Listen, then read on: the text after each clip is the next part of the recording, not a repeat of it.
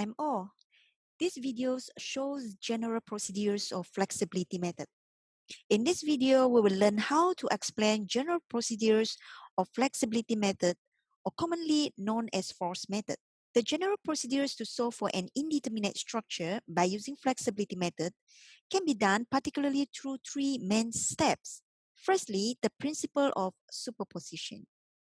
In this step, we need to identify the numbers of redundant in an indeterminate structure.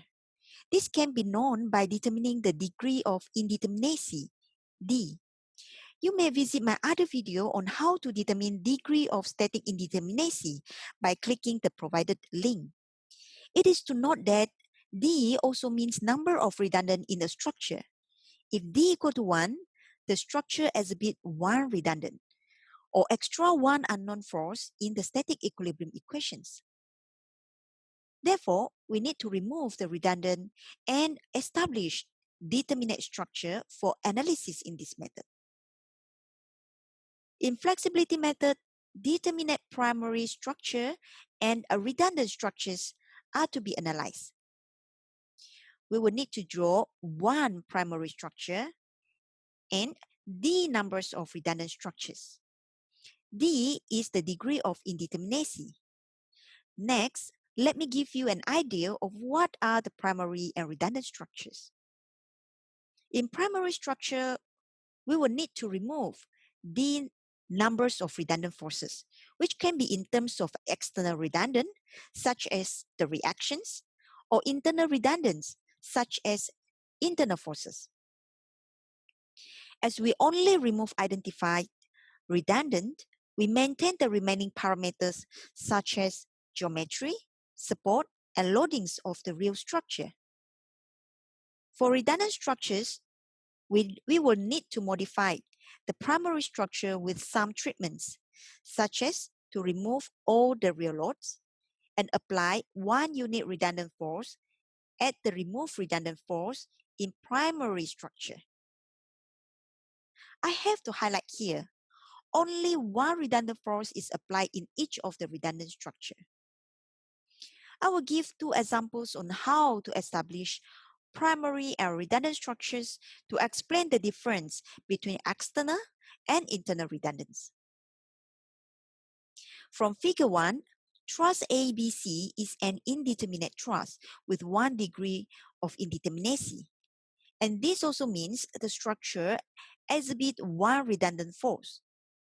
In this case, we identify only 1 support reaction as the external redundant here, say CX. To draw primary structure, we will need to remove CX in the real structure.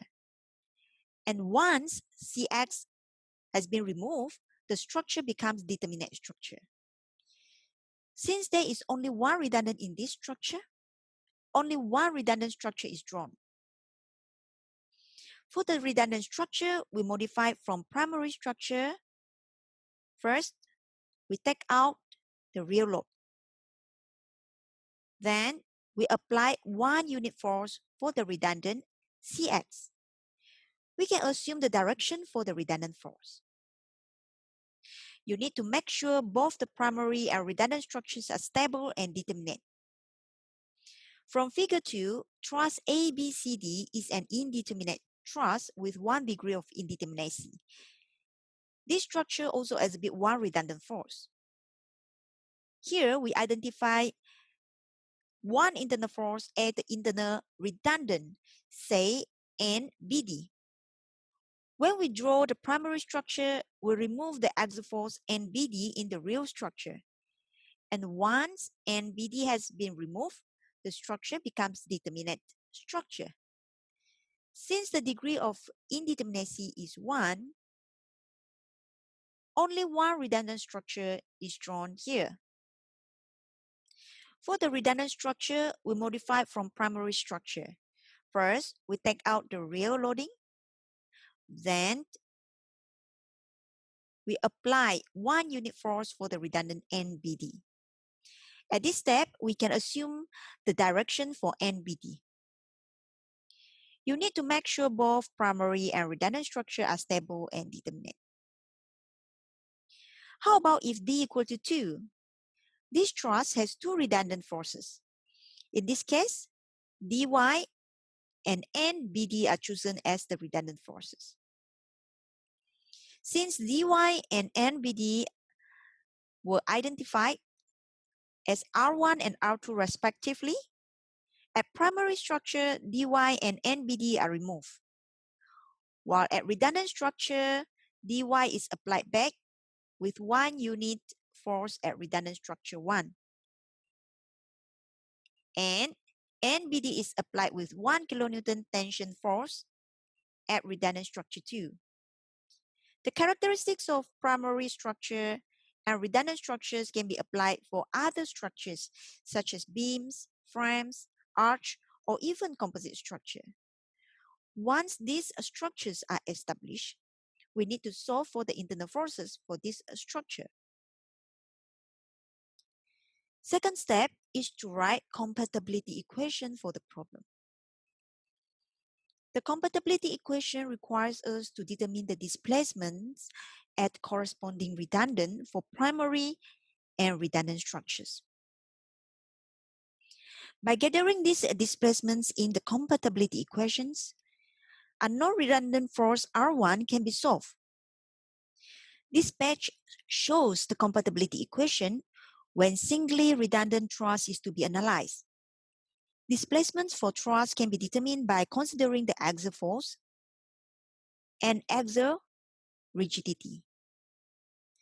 This page shows the relevant equation when there is doubly redundant truss. It is to note that the equations can be also expressed in matrix form. The displacement for the beam and frames can be determined using the integration formula involving bending equation and flexural rigidity, EI. This page shows the compatibility equation when singly redundant beam is to be analyzed, while this page shows for the doubly redundant beams or frames. This page illustrates the location of the displacements in the singly redundant beams. It is hoped that the learners can understand better the compatibility equation through these illustrations. This is another case for a singly redundant beam. And this is for an analysis case for a doubly redundant beam. I would like to also share a few important modification of inputs to the compatibility equation if the structure is subjected to support displacement, fabrication error, or temperature change. If there is support displacement value will need to be included in delta associated with the corresponding redundant. Make sure the rules apply. At delta F if the structure is subjected to fabrication error, and delta T if the structure is subjected to temperature change. This is how to incorporate the fabrication error and temperature change for a doubly redundant structures. Lastly, we solve the compatibility equation for the unknown redundant force. Since the redundant forces or moments have been calculated, the remaining unknown reactions can be determined from equilibrium equations.